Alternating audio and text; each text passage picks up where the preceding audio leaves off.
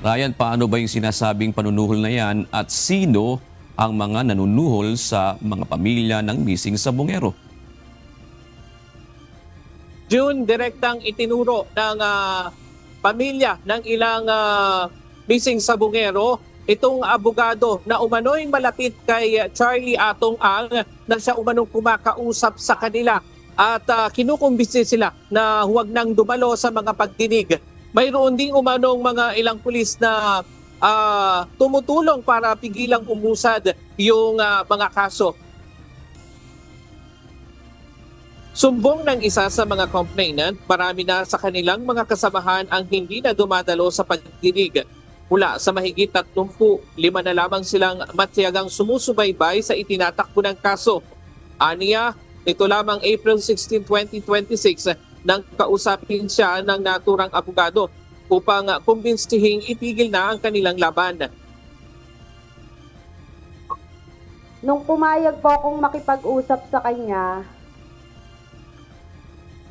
parang ang gusto niya po kasing palabasin ay itigil na namin yung laban dito sa meeting sa Bungero. Gusto niya po na wag nang umattend ang mga complainant. Kasi ilan na lang po kaming natitira doon. Out of 19 complainant, 3 na lang po kaming complainant sa Santa Cruz, Laguna. Pagkatapos ng kanilang pag-uusap, inabutan umano siya ng sobre na may lamang 20,000 piso. Ito ay para umano sa pamasahe at panggastos. Ngunit hindi niya ito binuksan sa takot na baka gamitin ito laban sa kanila.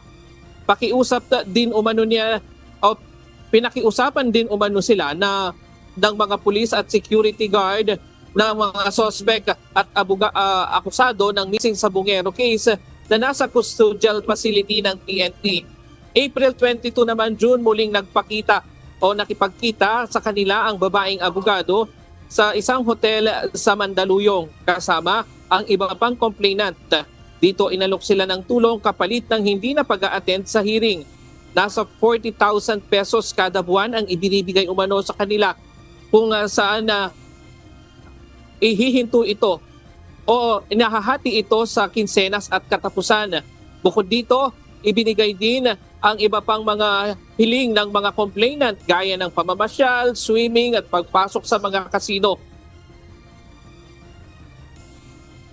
Kapalit po yon ng hindi pag-attend para humina daw po ang kaso. At kapag mahina na daw po ang kaso, lalabas na si AA at pasasalamatan sila. Doon daw po magbibigay ng malaking halaga. Sino si AA? Si Atong Ang po.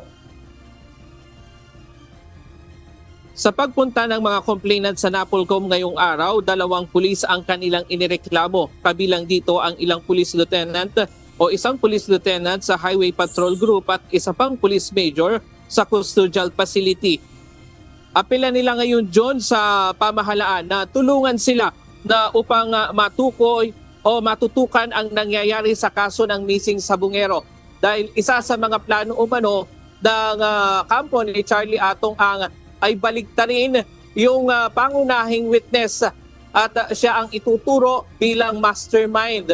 Kaya tumihiling din sila sa DOJ na maging yung abogado na